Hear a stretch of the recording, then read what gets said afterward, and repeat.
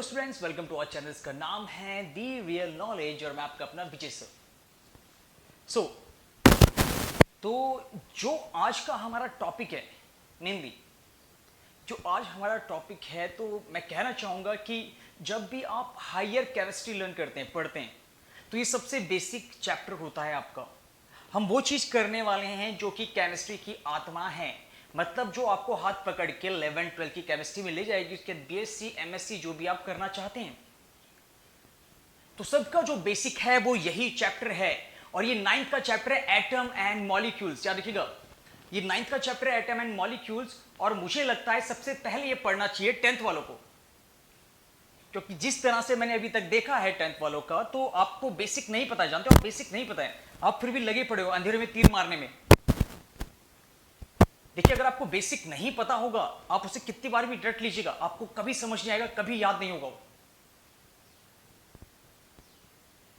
तो भाई, बेहतर बनने का इकलौता तरीका यही होता है कि बेसिक कमियों को पहले दूर करो, उसके बाद अंडरस्टैंडिंग। मैं आपको भरोसा दिलाता हूँ, 10th वाले जो ये है एटम एंड मॉलिक्यूल्स पढ़ लेते हैं, तो उनकी मतलब चलते पूरा, मैं कहना चाहूंगा कि पूरा बर्डन जो सर से वो केमिस्ट्री का खत्म हो जाएगा।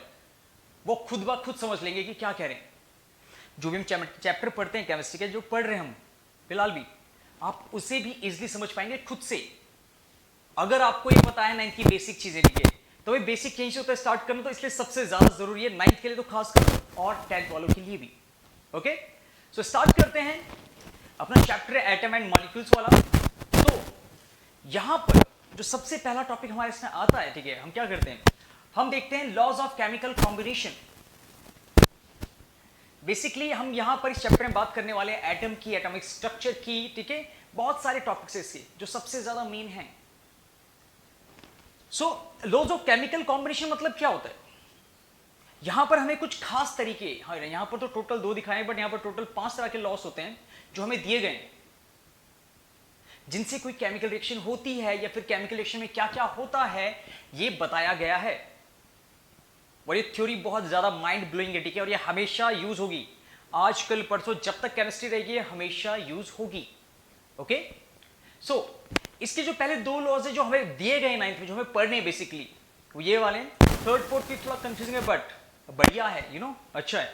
So law of conservation of mass, law of conservation of mass.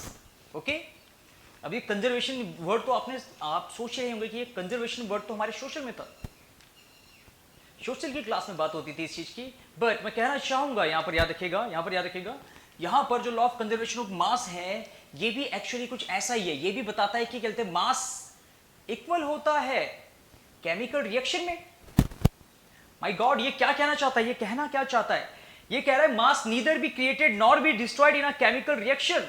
How it is possible, how it is possible. भाई, जब हम मोमबत्ती जलाते हैं, मैंने करा है, ठीक है, ऐसे देखा है, मैंने गलत नहीं करूंगा, मैंने करा है, ठीक है।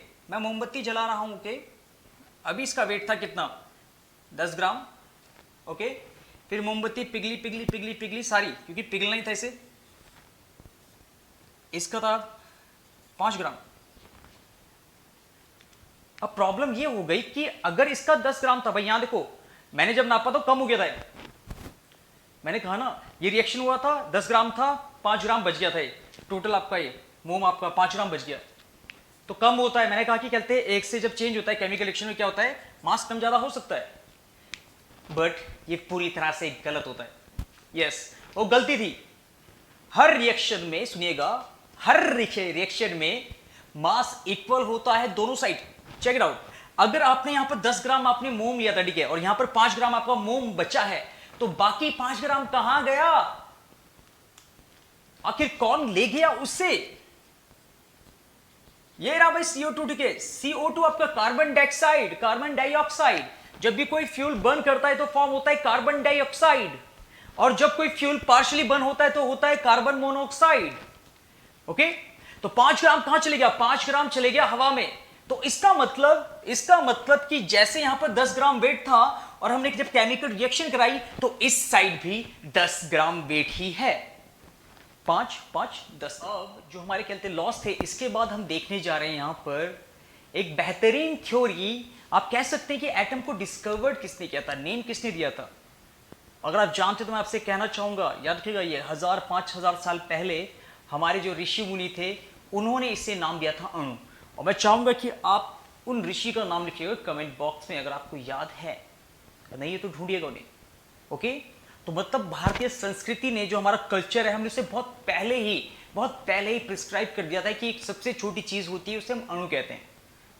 ओके, बट आफ्टर दैट ये जब बात फैली नहीं, तो इसके बाद एक साइंटिस्ट थे यहाँ पर, ग्रेट प्रोफेसर अपने, वो हैं अपने डाल्टन बाबा, गुरुदेव हैं मेरे डाल्टन बाबा। ओके, तो डाल्टन बाबा की जय। तो ये वो थे जिन्होंने सबसे पहले कोई एटॉमिक थ्योरी पेश की। और यहां पर सोचने वाली बात मैं आपको बताता हूं, जो इन्होंने पॉइंट्स लिए थे वो इतने ज्यादा रियलेबल लग रहे थे, मतलब इतने ज्यादा रियल और इतने ज्यादा इफेक्टिव लग रहे थे कि आप सोच नहीं सकते। तहलका मच गया था, सुनामी आ गई थी वहां पर जब उन्होंने इनकी थ्योरीज पढ़ी, और हर कोई को लगा कि हाँ ये बिल्कुल सही है। ओके, इतने फेमस कि हर चैप्टर मतलब अमर हो चुके, जानते हो। बुक में नाम आना, मैं बताना चाहूंगा कि बुक में नाम आना होता है मतलब अमर होना। ओके, एक छोटा सा किस्सा है यहाँ पर। सचिन जो 10th में फेल हुए थे 2 से 3 बार, सचिन तेंदुलकर 2 से 3 बार फेल हुए थे। ओके, तो स्कूल वालों ने निकाल दिया था फिर। अब इसके कुछ टाइम बाद वहां पर, जैसे कह सकते हैं, वहां पर जो कहते हैं सब्जेक्ट था उसका फर्स्ट चैप्टर ही सचिन तेंदुलकर है। मतलब वहां पर चैप्टर ही सचिन तेंदुलकर बना रखा है 10th में, जहां से निकाला गया था वहां पर उसी का चैप्टर पढ़ रहे हो। That is called success. इसे कहते हैं रियल सक्सेस जो होती है। ओके, सो तो डाल्टन ने आखिर क्या कहा था एटॉमिक थ्योरी में, हम देख लेते हैं पहले। सो every matter is made up of very small and tiny particles called atom. Yes, जो सारा मैटर है टोटल, जो भी आप देख पा रहे, जो अभी आप फील कर पा रहे, जिसका भी वेट है, याद रखिएगा वो सबका सब क्या है, वो सबके एक बेसिक यूनिट है, जिस छोटी चीज से वो मिलके बनती है। ठीक है, जो सबसे छोटी है, इसे हम कहते हैं एटम। हम भी एटम से बने। ओके, इसके निप में पता नहीं लाखों एटम होंगे, हर जगह एटम है, हम भी। और बहुत छोटा होता है इसलिए साइज, इसलिए इनका नंबर जो होता है बहुत बड़ा है। सब में प्रेजेंट है भाई, सब में एटम है, चारों तरफ जो दिख रहा है सब कुछ एटम है, गैस में एटम है, हर चीज एटम है, हर चीज एटम है। ओके, तो यहां पर ये बताया था उन्होंने। सेकंड पॉइंट बोलता है atoms are not divisible and can not be created और destroyed in the chemical reaction. ये तो हम पढ़ चुके हैं भाई law of conservation of mass में।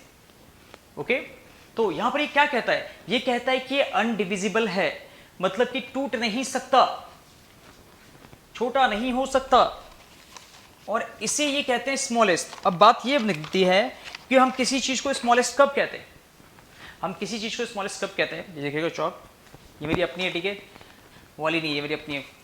तो चौक ये रहा, ठीक है। अब इसको हम देख लेते हैं। पहले मैंने, क्या ये सबसे छोटा है, लेट्स ट्राई, तोड़ के ट्राई करेंगे और क्या। ठीक है, क्या ये सबसे छोटा है, चेक कर लेते हैं। ओके, क्या ये सबसे छोटा है, ओके, क्या ये सबसे छोटा है,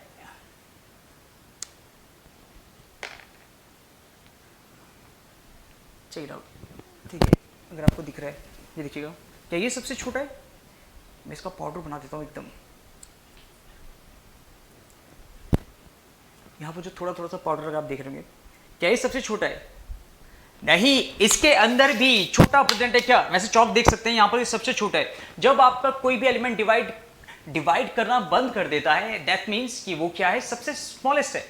ओके, तो यहाँ पर जो स्मॉलेस्ट चीज होगी वो होगी एटम, इस टाइप से, ठीक है। तो इसके बारे में कैन नॉट बी डिस्ट्रॉयड और created in a chemical reaction, ना ही बनता है ना ही खत्म होता है, हम देख चुके हैं, कांस्टेंट रहता है दोनों तरफ। All atoms of a given element are same in size, mass and chemical property. तो यहां पर बात क्या कह रहा है कि जो भी एटम्स आपके हैं, सबके पास क्या होगा, सेम मास होगा, ओके, सेम साइज होगा और सेम केमिकल प्रॉपर्टीज होगी। इनका ये कहना था। But according to present time, is it possible that type of theory? Okay, so इनका कहना था कि जो सारे एलिमेंट्स हैं उनका मास, साइज और यार केमिकल प्रॉपर्टी सेम होती है। जैसे ऑक्सीजन के एलिमेंट है, ओके, तो ऑक्सीजन के सारे एलिमेंट कैसे होंगे, एक ही शेप के होंगे, एक ही साइज होगा, एक ही मास होगा और सबकी केमिकल प्रॉपर्टी सेम होगी। हाइड्रोजन है अपना, सारे हाइड्रोजन जो यहाँ पर प्रेजेंट है दुनिया में, सबका मास भी सेम होगा, साइज भी सेम होगा, केमिकल प्रॉपर्टी भी सेम होगी। ओके, बट यहां पर करेक्शन किया गया था बाद में, ठीक है, क्योंकि हमें पता है, याद रखिएगा, साइज भी नहीं कह सकते हम, थोड़ा मास भी नहीं कह सकते, बट हाँ केमिकल प्रॉपर्टी तो सेम होगी। कैसे? यहां पर एक वर्ड आता है जिसे हम कहते हैं आइसोटॉप, या आप लास्ट चैप्टर में पढ़ेंगे वैसे। आइसोटॉप्स, आइसोटॉप मतलब क्या होता है? Atomic number but different atomic mass. मतलब कहने का मतलब यहां पर है कि जो आइसोटॉप्स होते हैं एक कंपाउंड के, उनका एटॉमिक नंबर सेम होता है बिल्कुल, बट ये देखिएगा दैट इज एटॉमिक नंबर। ये एटॉमिक नंबर 1 है तीनों का, हाँ भाई पिता एक है इनका हाइड्रोजन। अब ये क्या है, इनके 3 लड़के प्रेजेंट है, 3 फॉर्म में मिलता है। कैसे होता है ये आइसोटॉप? या देखिएगा आप मास देख रहे हैं, इसका 1 है इसका मास, देखिएगा प्रोटॉन कितने इसमें, इसका 2 है, इसका 3 है। और ये क्या है, ये न्यूट्रॉन्स हैं, ये न्यूट्रॉन की वजह से हुआ है, वरना सेम रहता है। न्यूट्रॉन की वजह से क्या हुआ, ये चेंज आ गया इन पे। तो ये आइसोटॉप्स होते हैं, ठीक है। तो ये इस चीज को डिनाई करते हैं, साइज और मास को। सबके सब एक जैसे नहीं होते, बट फिर भी हम सबके सबको एक जैसा लिखते हैं, एवरेज निकाल के। भाई हमें लिखना तो एक ही है, एवरेज निकाल के। और कैसे निकालते हैं एवरेज भाई? क्योंकि ये बहुत ज्यादा अमाउंट में होता है, ये थोड़ा कम अमाउंट में, एवरेज करते हैं, इसलिए इसे 1 ही कह देते हैं। हम कहते थे कि 1 ही है, दैट्स इट। ओके, इस तरह से परफॉर्म करता है ये। इसके बाद atom combine the ratio of small whole number to form compound. ठीक है, अब होल नंबर सुन के बच्चे पता नहीं डर जाते हैं एकदम से कि क्या क्या बोल दिया इसने, यहां पर क्यों बोल दिया होल नंबर। तो बेसिक भी जो आपके नंबर हैं देखिएगा पहले से 1 2 3 4 5, जो भी आपके नंबर कर रहे हैं, ठीक है, जो भी आपके नंबर हैं टोटल 1 से स्टार्ट होंगे, ठीक है, 1 से होंगे स्टार्ट। वो क्या करते हैं सारे, वो सारे कैसे होते हैं, एक फिक्स रेशियो होता है, जो कि हमने क्या पढ़ा था अपनी, जो पहले कह सकते हैं लॉस पढ़ा था, कौन सा, डेफिनेट प्रोपोर्शन वाला। तो यहां पर भी वही होता है, याद रखिएगा। यहां पर भी क्या होता है, जो कंपाउंड होते हैं इन अ गिवन, देख सकते हैं आप, ये है आपका, अच्छा फोर्थ का चेक कर सकते हैं, ठीक है आप, रेशियो ऑफ वही O2 C plus O2 CO2, ठीक है। ओके, अब रेशियो चेक कर लेते हैं इनका, C प्लस O2 ये बन चुका है। अब रेशियो चेक कीजिएगा इसका, ये है 1। कार्बन का मास कितना होगा, कार्बन का एटम 6 है तो 12 हो जाएगा, ठीक है। ऑक्सीजन का कितना है, ऑक्सीजन का 16 आता है, 8 8 16, तो 2 है तो 32 हो जाएगा, ठीक है, 32। कार्बन का 6 से कर लेते हैं, ओके, 1 6 से कर लेते हैं, 3 8, 3:8। तो अगर आपको कार्बन डाइऑक्साइड बनाना है तो कार्बन डाइऑक्साइड में जो कार्बन का रेशियो होगा, जो भी अमाउंट होगी वो होगा 3, और ऑक्सीजन का होगा 8। इसी रेशियो में, इसी रेशियो की वजह से बनेगा आपका कार्बन डाइऑक्साइड। अगर यहां पर एक भी कम या ज्यादा, ये 4 हो जाए या 7 हो जाए, 9 हो जाए, तो ये कार्बन डाइऑक्साइड नहीं रहेगा। ये हमारी तरह रूप बदलने वाले नहीं है, इनके पास जो पावर है वो कांस्टेंट, मतलब आखिरी दम तक वहीं पर टिके रहते हैं, चाहे कुछ भी हो जाए। ये देखो ना, सबसे बात है 3:8 ही है, तभी बनेगा कार्बन डाइऑक्साइड, वरना बनेगा नहीं है। इतने जिद्दी हैं ये, मतलब वो कह रहे कि सिर्फ 3 और 8 आएगा तब बनूंगा, इसके अलावा कुछ भी लेके आ जाओ तुम, कुछ भी, मैं कभी कार्बन डाइऑक्साइड नहीं बनूंगा। भाई गट्स है, मानने की बात है, गट्स है इन पे भी। तो ये था। लास्ट होता है relative number and kinds of atoms are constant in a given compound. Okay,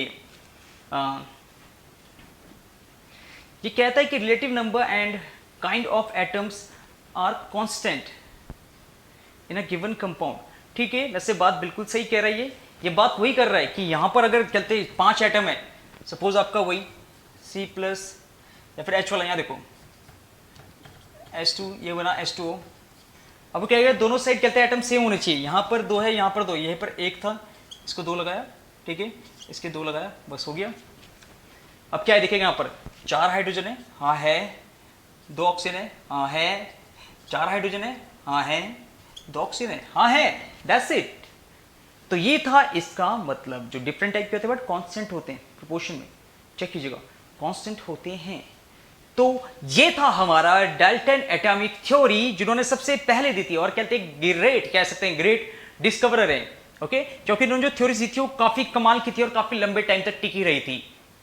तो ये हो चुका हमारा डाल्टन। तो डाल्टन यहीं पर नहीं रुके थे, इसके बाद भी उन्होंने कुछ चीजें की थी जिसे हम देखने जा रहे हैं, और बिल्कुल सबसे ज्यादा इंपॉर्टेंट, और पीछे जो लॉस थे वो भी सबसे ज्यादा इंपॉर्टेंट, ठीक है। अगर आप क्लास 10th में होते तो मैं इन दोनों को बोर्ड में देता, जानते हो, जो मैं क्वेश्चन पेपर सेट करता अपने उसमें, तो मैं इसको भी रखता एक और उसको भी रखता। केमिकल कॉम्बिनेशन वाले को तो मतलब जो लॉज ऑफ केमिकल कॉम्बिनेशन है मैं उसे जरूर रखता अगर मैं बोर्ड का पेपर बना रहा हूं, ओके। और सेकंड, मैं इनमें से पूछता कि इनका आखिर लिमिटेशन क्या है। जैसे ये था, ये साइज मास ये सेम नहीं होता, ये लिमिटेशन था आइसोटोप बनना, ओके। तो दैट्स इट, आई होप आपको समझ आएगा। इसके आगे देख